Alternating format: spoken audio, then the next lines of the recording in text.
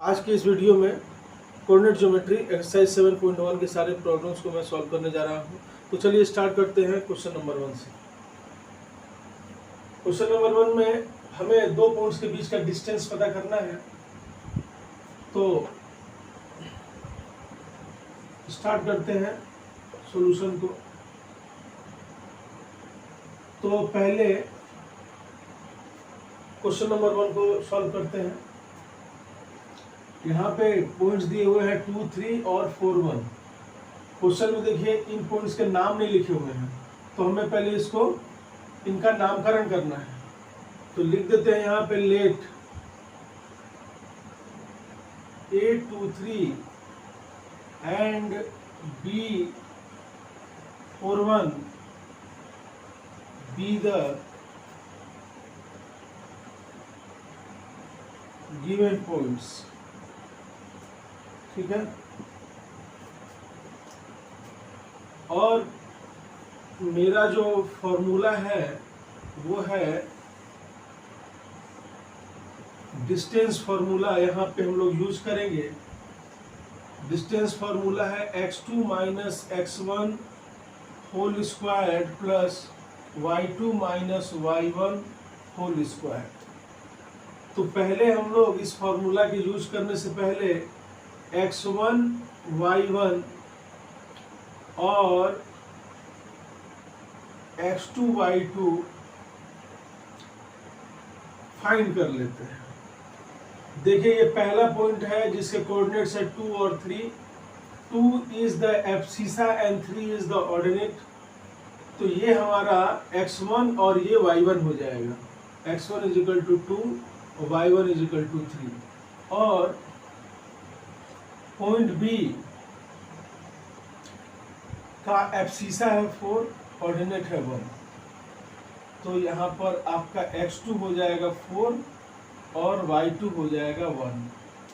बस कुछ नहीं करना है, इसमें वैल्यूज पुट करने के सिवाय कुछ नहीं करना है। x2 माइनस x1 4 माइनस 2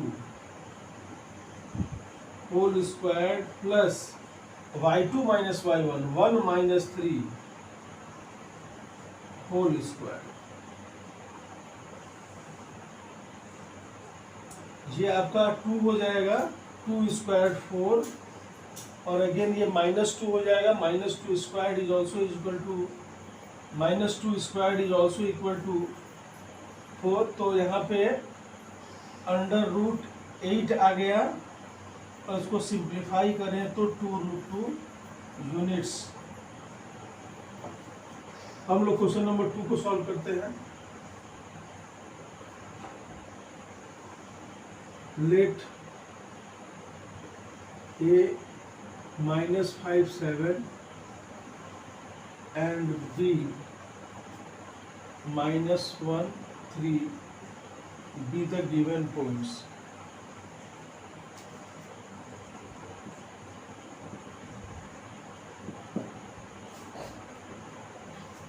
यहाँ पर x1 इज इक्वल टू -5 और y1 is equal to 7 -5 7 x1 y1 and x2 is equal to -1 and y2 is equal to 3। This one is x1 y1 and this one is x2 y2। तो ये आपका हो गया। अब हम लोग लिख दें AB is equal to √ x2 minus x1 whole square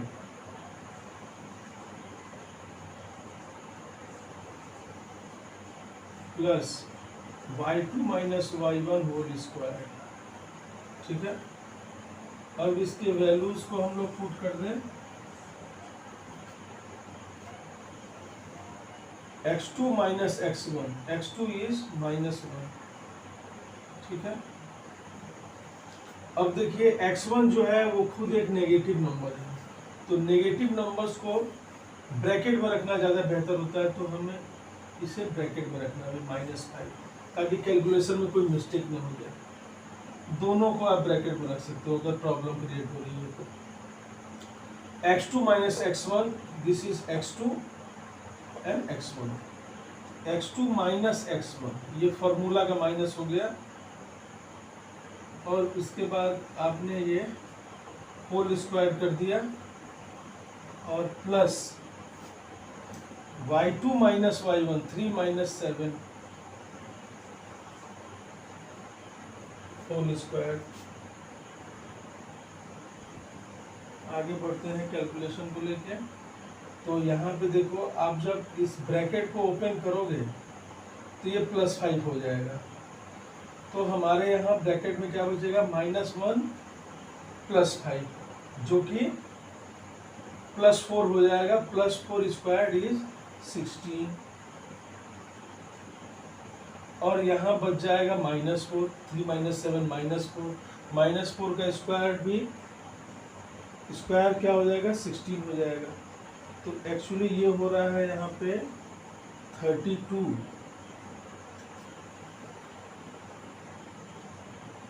32 का हो जाएगा 4√2, इसका हो जाएगा 4√2 यूनिट्स। अब मैं क्वेश्चन नंबर 3 को करने जा रहा हूँ। यहाँ पे for the sake of simplicity, आराम से बन जाए इसलिए हम लोग इसे, जो दूसरा पॉइंट है, इसी को हम लोग ए मान लेते हैं और इसे कोऑर्डिनेट्स को x1 y1 मान लेते हैं। तो यहाँ लिखते हैं कि late a minus b and b ab be the given points.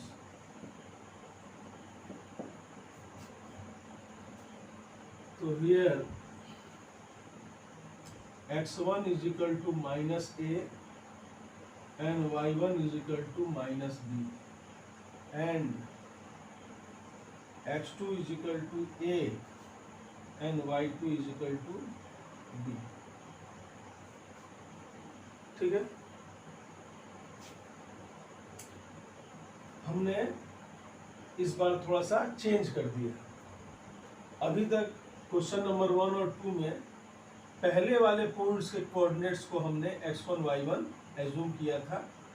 अभी क्या कर रहे हैं, दूसरे वाले पॉइंट्स को x1 y1, दूसरे वाले पॉइंट के कोऑर्डिनेट्स को x1 y1 ले रहे हैं। तो इस तरह से हम लोगों ने लिख दिया। अब फॉर्मूला यूज करते हैं, distance formula AB is equal to under root x2 minus x1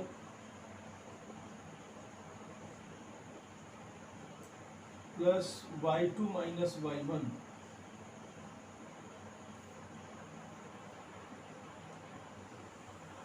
next value of x2 is a minus a, तो it will become plus a। ठीक है, और y2 है b के बाद माइनस का साइन, और उसके बाद फिर एक नेगेटिव नंबर है -b, तो ये दोनों पॉजिटिव बन जाएंगे। तो यहाँ पर आपका b + b² हो जाएगा। तो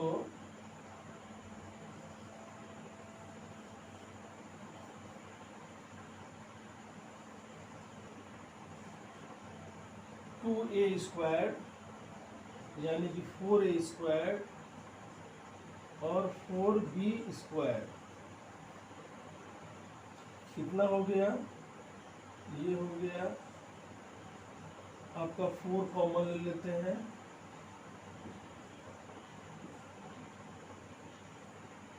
ये 2 बाहर आ जाएगा, 2 √a² plus b। Question number 3 में हमें गिवन पॉइंट्स की कोलिनियरिटी चेक करनी है। तो चलिए स्टार्ट करते हैं।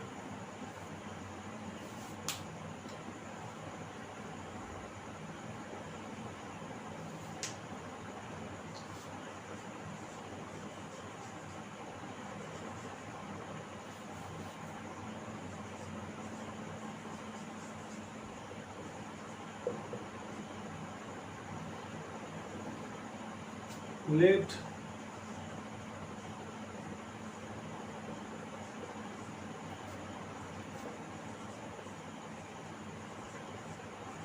and C minus 2 minus 11 be the given points. पहले दिए गए पॉइंट्स का हम लोगों ने नामकरण कर दिया, नाम लिख दिया। इसके बाद हम तीनों डिस्टेंसेस को फाइंड करेंगे, यानी कि A B distance, B C distance और ए सी डिस्टेंस। तो चलो पहले फाइंड कर लेते हैं। तो A B is equal to हो जाएगा आपका, जानते ही हो formula, x2 minus x1, 2 minus 1 square plus 3 minus 5 square. तो इसकी वैल्यू हो जाएगी कितनी, ये आपका 1 हो गया, और ये -2 स्क्वायर 4, ये √5 आ गया भाई। नेक्स्ट हम लोग BC फाइंड कर ले।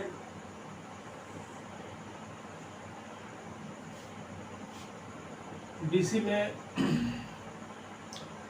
आपका, इसमें क्या करते हैं आप, इसको x1 y1 ले सकते हो और इसको x2 y2, ठीक है, कोई इससे फर्क नहीं पड़ता है, you will get the same result. तो यहाँ पर हम क्या कर रहे हैं कि 2 माइनस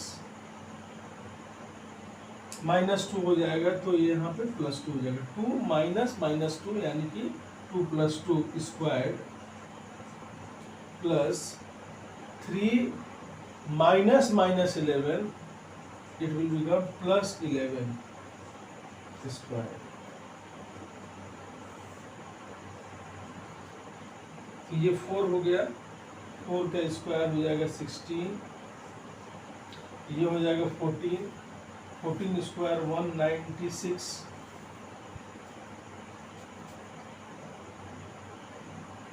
और ये हो जाएगा 212, √212। Okay, now let us calculate AC। AC क्या होगा भाई, 1 माइनस -2 यानी कि 1 + 2 स्क्वायर, और 5 माइनस -11, ठीक है, 5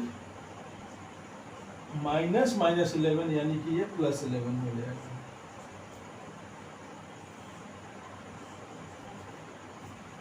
वन + 2 3 स्क्वायर 9, और 16 स्क्वायर 256, 265, ठीक है।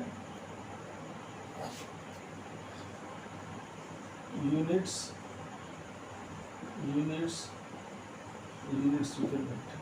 AB, BC और AC फाइंड करने के बाद हमें ये चेक करना है कि क्या इनमें से किसी दो का सम तीसरे के बराबर हो रहा है। अगर हो रहा है तो वो पॉइंट्स कोलिनियर होंगे, अदरवाइज वो पॉइंट्स कोलिनियर नहीं होंगे। तो यहाँ हम देख रहे हैं कि AB, BC और AC तीनों में से किसी भी दो को जोड़ने पे तीसरे के बराबर नहीं हो रहा है, तो ये तीनों पॉइंट्स कोलिनियर नहीं होंगे। तो यहाँ आप लिख सकते हैं कि hair AB + BC is not equal to AC, therefore the given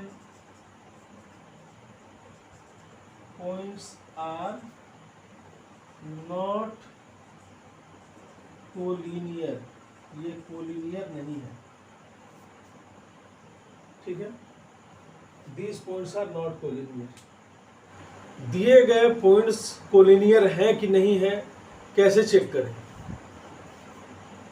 तो अभी सपोज करते हैं कि 3 पॉइंट्स ए, बी और सी हैं।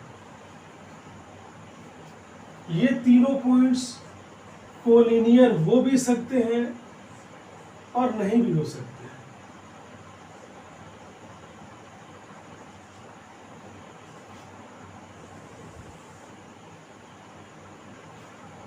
There are 2 cases with 3 given points. 3 points आपको दिए गए हों तो इन 3 पॉइंट्स के साथ आप 2 केस बना सकते हैं। 2 ही संभावनाएं हैं, या तो वो तीनों एक सीध में हो, वो कोलिनियर हो, और या वो कोलिनियर नहीं हो, जैसा कि यहाँ पे आप देख रहे हैं। सिचुएशन नंबर 1 में तीनों पॉइंट्स कोलिनियर नहीं है, और यहाँ पर सिचुएशन नंबर 2 में तीनों पॉइंट्स कोलिनियर हैं। ठीक है, जैसा कि रफ डायग्राम से आपको पता चल रहा है। तो जब पॉइंट्स कोलिनियर नहीं होंगे तब तीनों को मिलाने से एक ट्रायंगल फॉर्म जरूर होगा। ठीक है, और जब ट्रायंगल फॉर्म होगा तो ये तीनों साइड्स जो बन रहे हैं ए बी, ए सी और बी सी, इन तीनों साइड्स में किसी भी 2 साइड का सम तीसरे साइड से ग्रेटर होगा। ये तो हम लोग जानते ही हैं कि sum of any 2 sides of a triangle is greater than the third side. अगर ट्रायंगल फॉर्म हो रहा है तो ऑब्वियसली कोई भी 2 साइड आप ले लें, जैसे मैंने ए बी और बी सी ले लिया, ए बी और बी सी का सम ए सी से ग्रेटर ही होगा। ठीक है, पक्की बात। तो यहाँ इस सिचुएशन की अब हम लोग बात करें जहाँ तीनों पॉइंट्स कोलिनियर हैं। जब तीनों पॉइंट्स कोलिनियर होंगे तो क्लियरली आप देख सकते हैं ए बी और बी सी का सम ए सी के बराबर हो जाएगा। ठीक है, A B plus B C is equal to A C. तो 3 पॉइंट्स आपको दिए गए हैं और आपको कोलिनियरिटी चेक करना है, तो हम इस कॉन्सेप्ट को यूज कर सकते हैं। Question number 5, in a classroom 4 students are seated at points A B C D. एक क्लासरूम में 4 स्टूडेंट्स ए बी सी और डी बैठे हुए हैं, जैसा कि फिगर में दिखाया गया है। Champa and Chameli walks into the room and after observing for a few minutes Champa asked Chameli, don't you think ABCD is square? चंपा और चमेली दोनों क्लास में जाती हैं और कुछ देर तक ऑब्जर्व करने के बाद चंपा चमेली से कहती है, क्या तुम्हें नहीं लगता है कि ABCD एक स्क्वायर है? चमेली असहमत हो जाती है, बोलती कि नहीं, ये स्क्वायर नहीं है। Now we have to decide who is correct, कौन सही है हमें डिसाइड करना है। क्वेश्चन में दिया हुआ है कि using distance formula we have to decide which one is correct। Okay, तो इस तरह से ये क्लासरूम है और क्लासरूम में ऐसा ये फिगर बुक में भी दिया हुआ है। तो यहाँ पे 10 कॉलम्स और 10 रोज हैं। स्टूडेंट ए थर्ड कॉलम और 4th रो में बैठा हुआ है। ठीक है, ये सबके पोजीशंस हो गए। बी कहाँ बैठा हुआ है? 6 नंबर कॉलम के 7th रो में बी बैठा हुआ है। सी कहाँ बैठा हुआ है? 9th कॉलम के 4th रो में सी बैठा हुआ है। और डी कहाँ बैठा हुआ है? डी बैठा हुआ है 6th कॉलम के 1st रो में। तो हमें पहले इनके कोऑर्डिनेट्स को लिख लेना चाहिए। अब हम लोग कॉलम्स को एक्स एक्सिस माने अगर और रोज को वाई एक्सिस, तो यहाँ पर हमें कोऑर्डिनेट्स मिल जाते हैं। तो कोऑर्डिनेट्स हो जाएंगे, ए के कोऑर्डिनेट्स हो जाएंगे 3rd रो और 4th column, 3rd column and 4th रो है ना। तो 3rd कॉलम में तो एब्सिसा हो गया 3 और ऑर्डिनेट हो गया आपका 4 होगा, है ना। पहले हम लोग क्या करते हैं, कि एब्सिसा लिख लेते हैं, ठीक है, और उसके बाद ऑर्डिनेट। तो जानते ही हो कि ये 3x कोऑर्डिनेट है और 4y कोऑर्डिनेट है। तो x कोऑर्डिनेट कितना होगा 3 और y कोऑर्डिनेट हो जाएगा 4। इसी तरह b के कोऑर्डिनेट्स हम लोग लिख लेंगे। b के कोऑर्डिनेट्स होंगे 6, x कोऑर्डिनेट 6 है और y कोऑर्डिनेट 7 है। c के कोऑर्डिनेट्स हो जाएंगे 9 और 4, ठीक है। d के कोऑर्डिनेट्स हो जाएंगे, d 6th कॉलम में है तो x कोऑर्डिनेट हो गया 6 और रो क्या है इसका 1 है, यानी कि y कोऑर्डिनेट हो गया 1। अब ये इनके पोजीशंस हो गए, ठीक है। जरा सा इसे मिटाकर ऐसे लिख देना चाहता हूँ 3 4। अब चंपा ये सोचती है कि ABCD एक स्क्वायर है, चंपा का कहना है। तो हमें डिसाइड करना है कि चंपा सही कह रही है कि चमेली। तो हम पहले इसमें डिस्टेंस फार्मूला यूज़ करते हुए ये डिसाइड करेंगे कि ये कौन सा क्वाड्रिलेटरल है, ठीक है।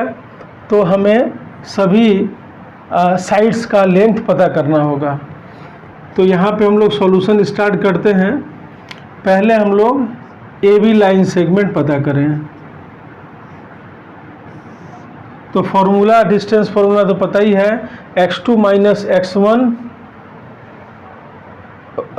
Under root x2 minus x1 squared plus y2 minus y1 squared. तो चलिए पहले यही फार्मूला है आपका, ये फार्मूला है। तो पहले हम लोग x2 माइनस x1 कर लें।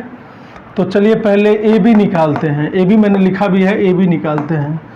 तो चलिए यही हो गया x2 y2 और ये x1 y1 हो गया।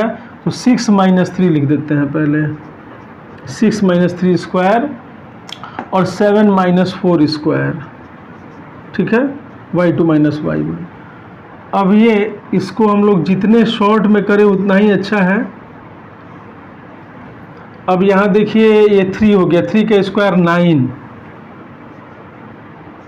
और ये हो गया 5, नहीं 7 में से 4 गया 3 हुआ, 3 का स्क्वायर भी 9, ठीक है।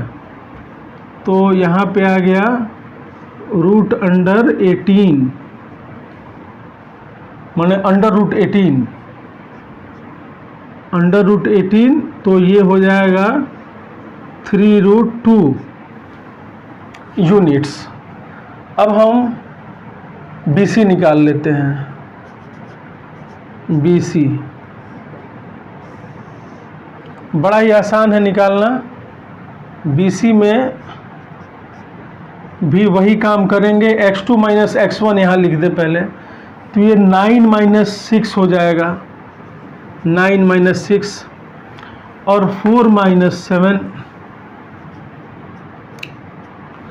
देखिए डिस्टेंस फार्मूला लिखते वक्त इस बात का अवश्य ध्यान रखिएगा कि इन कोऑर्डिनेट्स को लेते वक्त गलत ना हो जाए।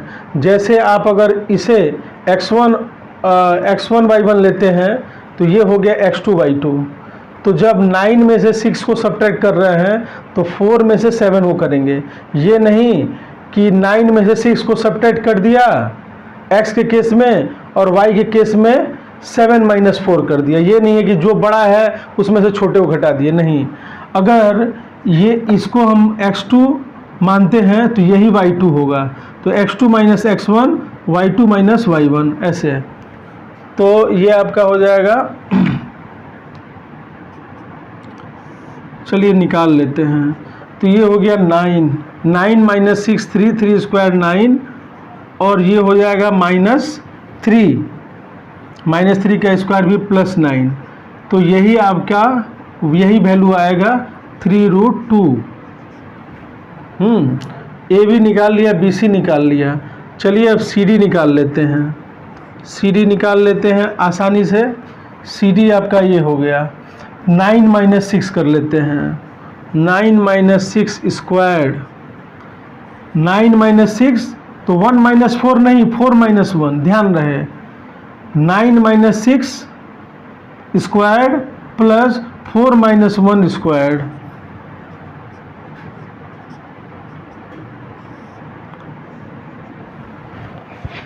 तो ये आपका 3 हो गया, 3 का स्क्वायर 9 और यहाँ पे भी ये 9,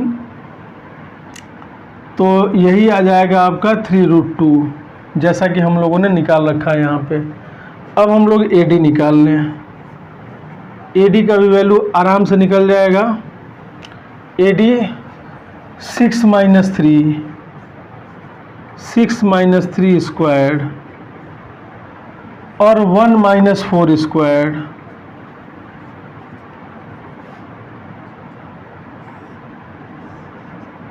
ये हो गया 9 और ये भी होगा 9, तो 3√2।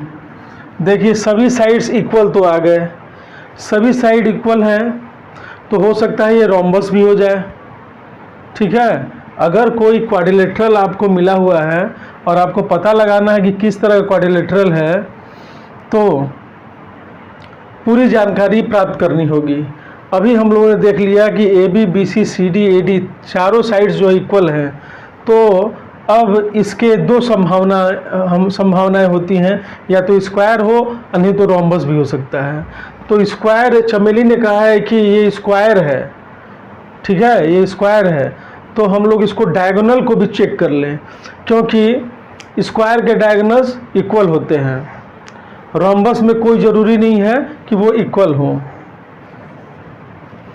तो अब हम पता कर लेते हैं AC क्या होगा, डायगोनल AC और BD दोनों पता करना होगा।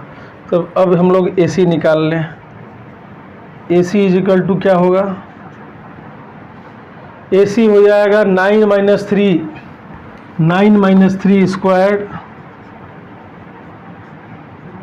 Plus 4 minus 4 squared.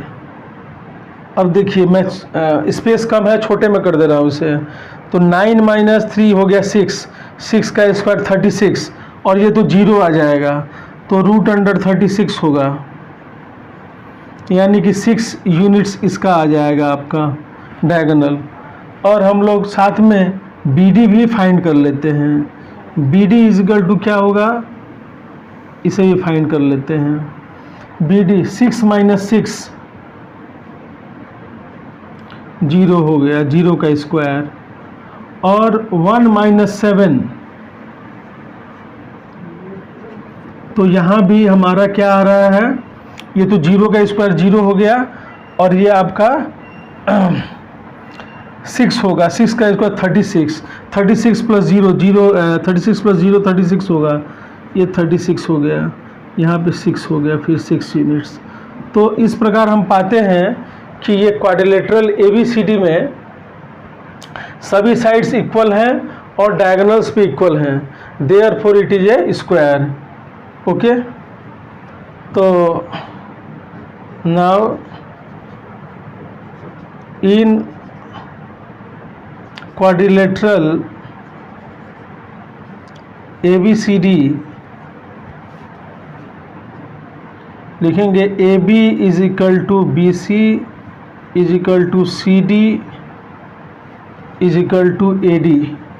ये सभी साइड्स तो इक्वल हो गए, ठीक है, each equal to 3√2 units, and AD और AC भी इक्वल हो गए।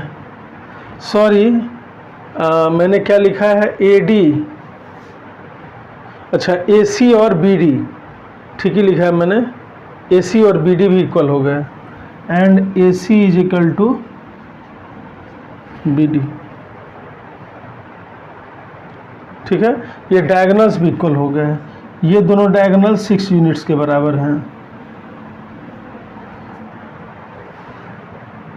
Therefore ABCD is a square and Chameli is right।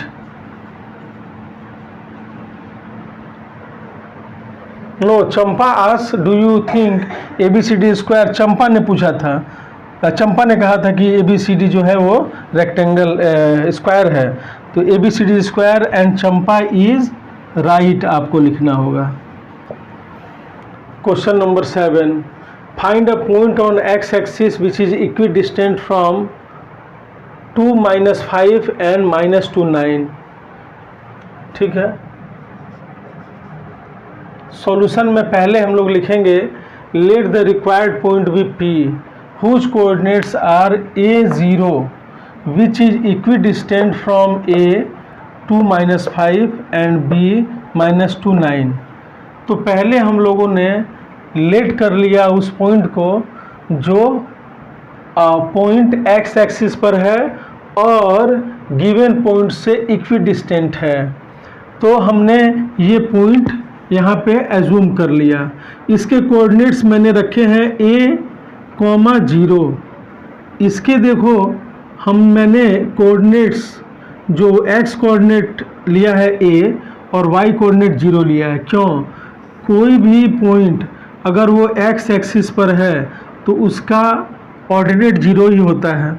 ठीक है, जैसे मैं यहाँ लिख के दिखाता हूँ। जैसे सपोज करो ये 1 0 होगा, ये 2 0 होगा, ये 3 0 होगा, ये -1 0 होगा, इस तरह से। ठीक है, तो x एक्सिस पर कोई भी पॉइंट है बच्चों तो उसका y कोऑर्डिनेट 0 होता है। ठीक है, तो इसीलिए मैंने यहाँ पे 0 लिख दिया। तो हमने माना कि कोई एक पॉइंट P है जिसके कोऑर्डिनेट्स A0 है ना, वो पॉइंट y एक्सिस पर है और वो गिवन पॉइंट से इक्विडिस्टेंट पर है, इक्विडिस्टेंट है। अब according to question AP = BP होगा, क्योंकि पॉइंट B A और B से बराबर दूरी पे है, इस कारण AP दूरी और BP दूरी ये दोनों दूरियां बराबर होंगी। तो ये मैंने लिख दिया। सिंप्लिसिटी के लिए दोनों के स्क्वायर कर दिए गए ताकि हमें यहाँ रूट ना लगाना पड़े फॉर्मूला में। ठीक है, फिर AP स्क्वायर फाइंड कर लेते हैं।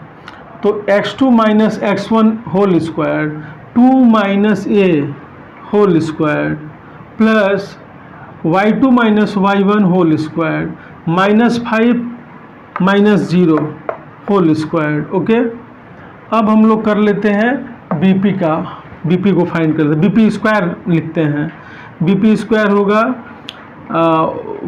x2 - x1 square -2 - a square plus 9 - 0 square.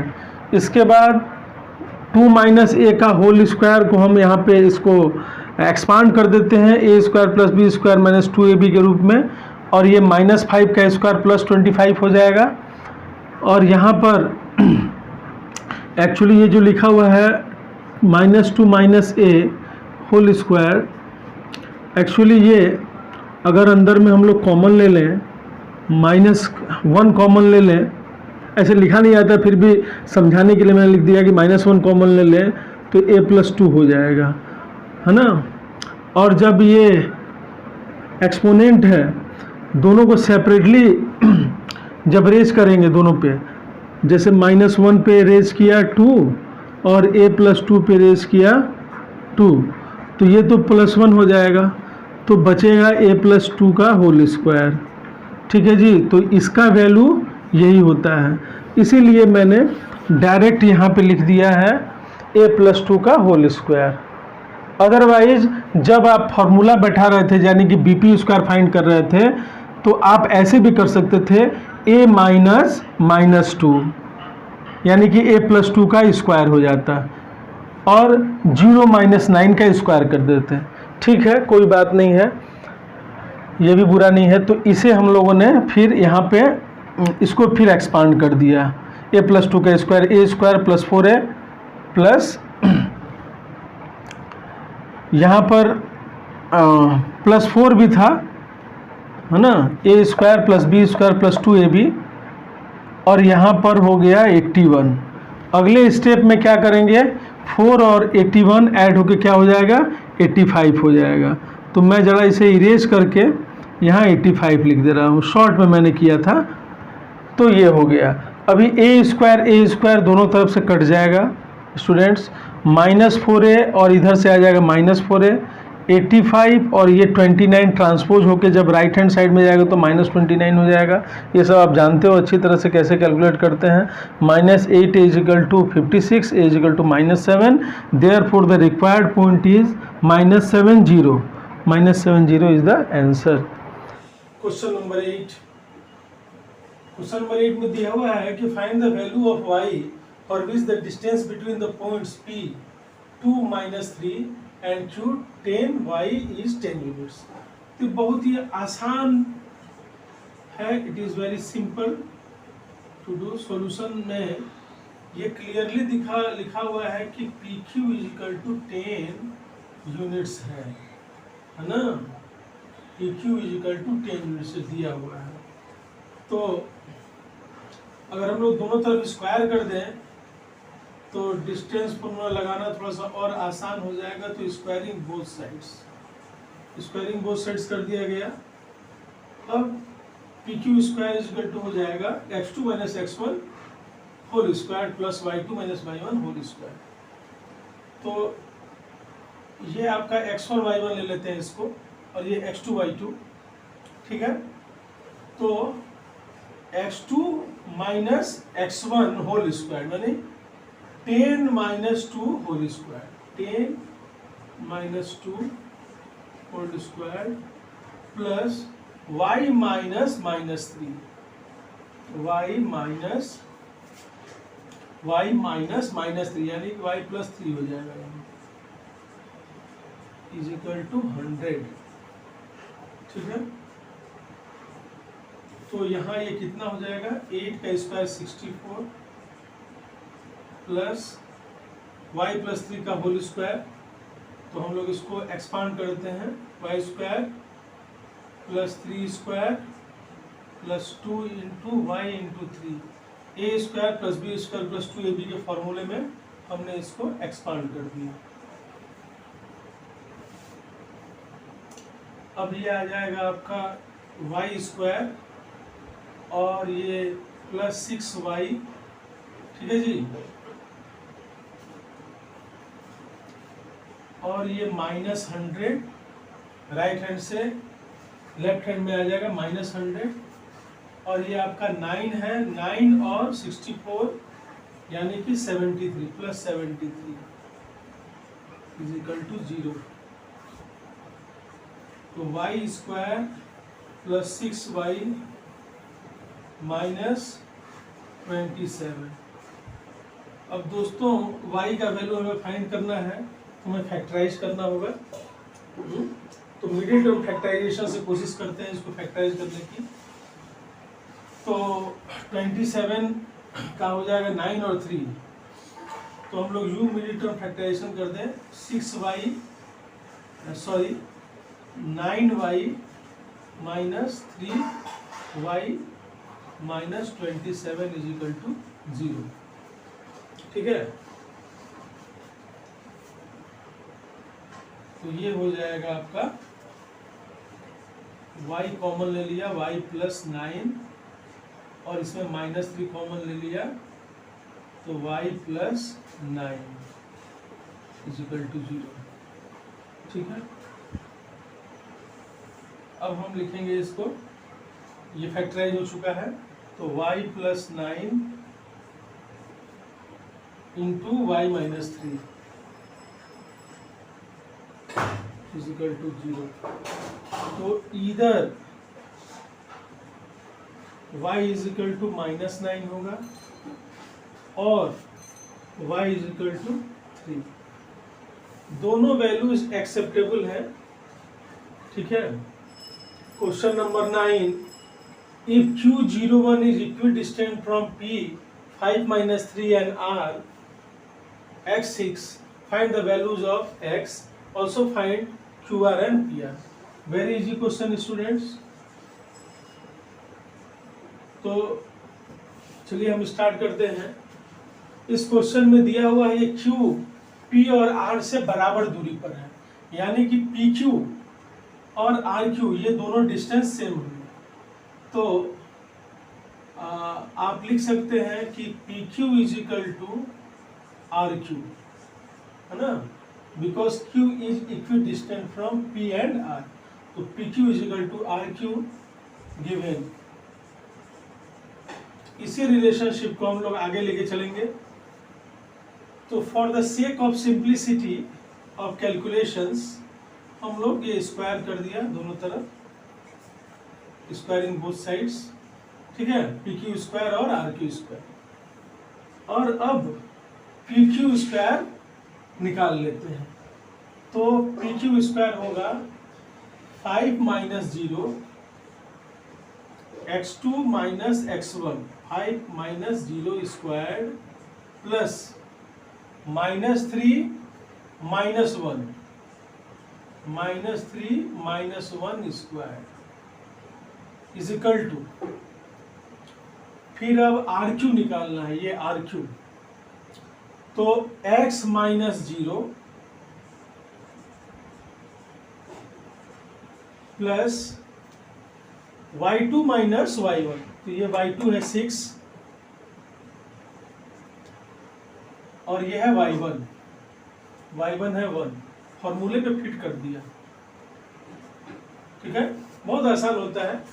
5x2 minus x1, 5 minus 0 square plus y2 minus y1, -3 minus 1 square. इसी तरह से इसको भी हम लोगों ने लिख लिया, बहुत ही आसान होता है ये। तो 5 का स्क्वायर 25 और यहाँ -3 माइनस 1 -4 स्क्वायर प्लस 16, ये हो जाएगा x स्क्वायर और ये हो जाएगा आपका 25, 5 minus 1 6 minus 1 sorry 6 minus 1 5 square 25, तो 25 ये एलिमिनेट हो जाएगा। तो x स्क्वायर, इसको काट भी सकते हैं, ऐसे काटना, ये कोई नियम नहीं है कि दोनों तरफ से इसको क्रॉस कर दिया, लेकिन बच्चे सिंप्लिसिटी के लिए काट देते हैं, है ना, तो आप भी इसको इस तरह से काट दे सकते हैं, लेकिन ये काटने का कोई नियम नहीं है कि मैंने इसको काट दिया जाए, है ना, ये कोई सिंबल ही नहीं है, लेकिन फिर भी आप इसे कर सकते हैं। x square is equal to 16, ठीक है, therefore x is equal to √16 plus minus 4। तो यहाँ पे हमें x के दो वैल्यूज प्राप्त हुए, x का वैल्यू 4 भी हो सकता है और -4 भी हो सकता है, ठीक है। therefore values of x 4 and -4 ये दोनों हो सकते हैं। अब हमें फाइंड करना है QR और PR, ठीक है। तो